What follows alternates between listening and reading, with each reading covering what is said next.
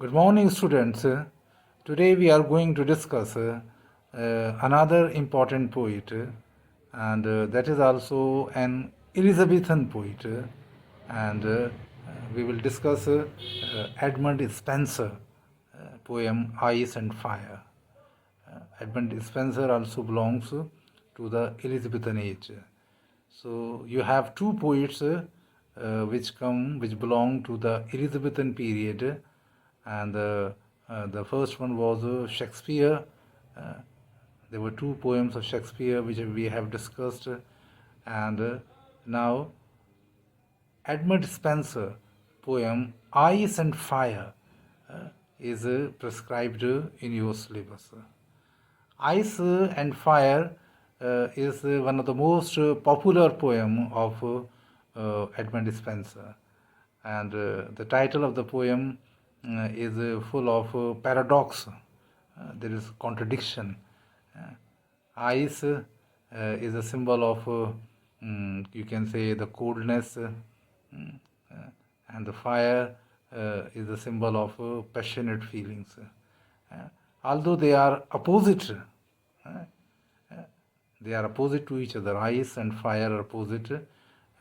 But here in this poem, the poet tries to bring out some similarities in this dissimilar objects. They are quite dissimilar. They are quite opposite. Not quite, but they are just opposite to each other. But in this contradiction, the poet has tried to bring out some similarities between ice and fire. And what are they? We would discuss this in the poem. But before we start discussing the poem, it is better, it is quite useful that we would recite the poem, and you should listen, and simultaneously we should also take notice of the rhyming pattern, the rhyming scheme. What is in that? Because it is different rhyming scheme than the Shakespearean sonnet which we have discussed earlier. Now let's see the poem. Ice and Fire. My love is like to ice and I to fire. How comes it then this her cold so great? The first line ends with fire, so we can put A for it, and the second line ends with great. So that is quite different sound, so we would call it B. Now look at the third line, is not dissolved through my so hot desire. The fire and desire. So they are pronounced similarly. So again it is A, and but harder grows the more I her entreat. Entreat means request.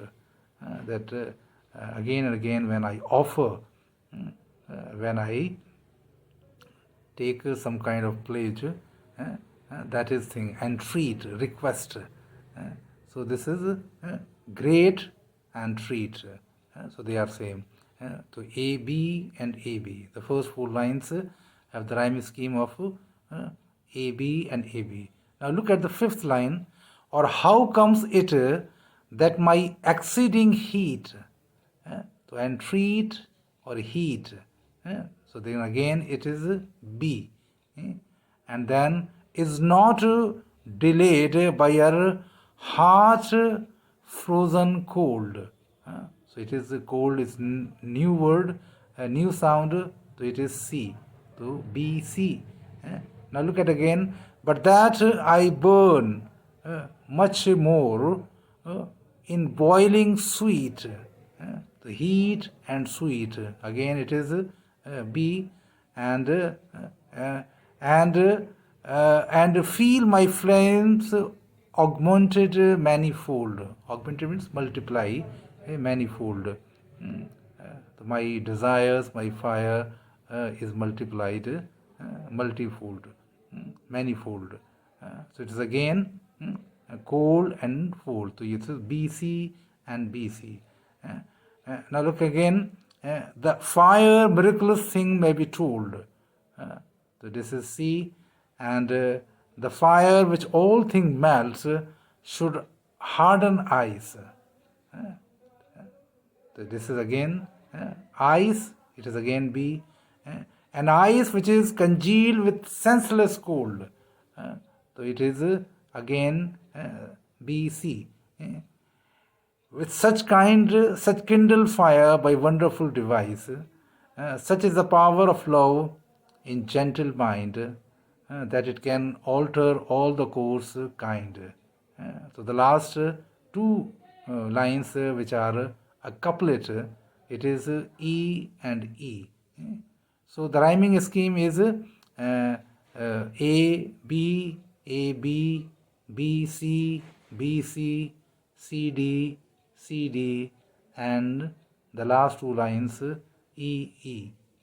So this is the rhyming pattern of the sonnet Ice and Fire.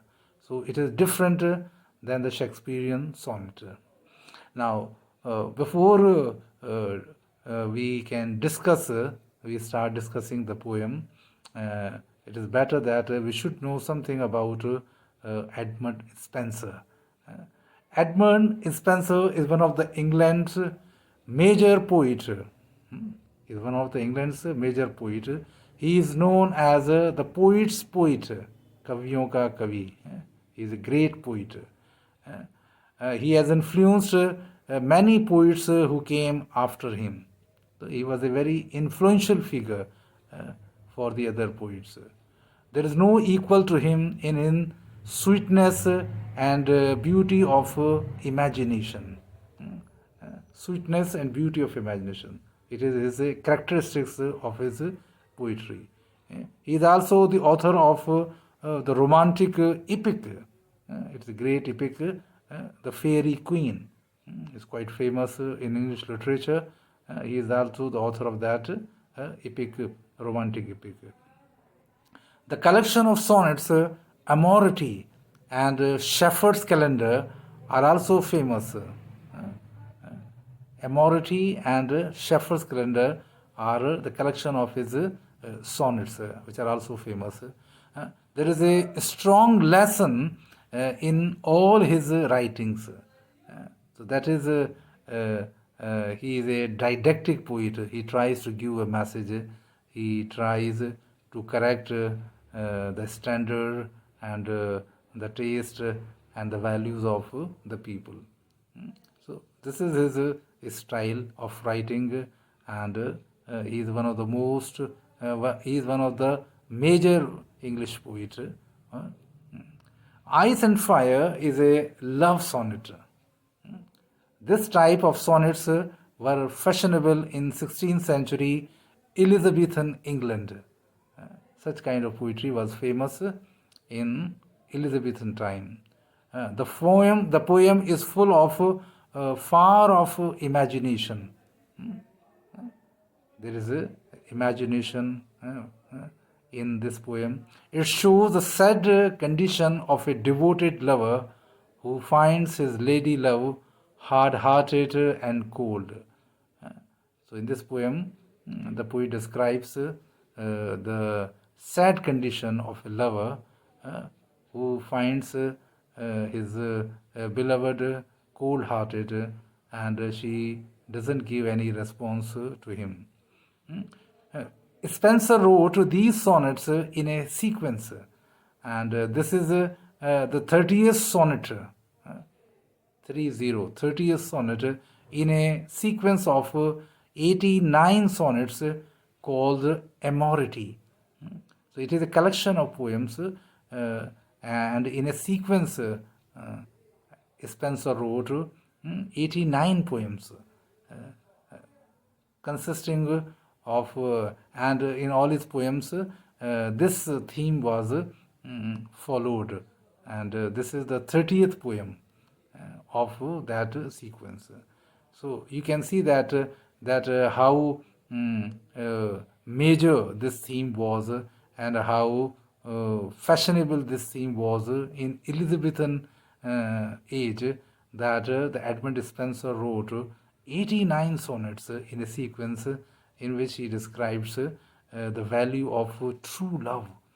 As I told you earlier, in Shakespeare play The Marriage of True Minds, in that poem also Shakespeare has explained the meaning of true love, that true love is not hampered by time and by situation. And in this poem also, Spencer elaborates further what is the quality of true lovers. I hope that you will enjoy the poem when you will read it, and in my next lecture, we would discuss in detail, line by line, meaning of the poem, the substance of the poem, and what it carries, what significance it carries to the reader. Thank you.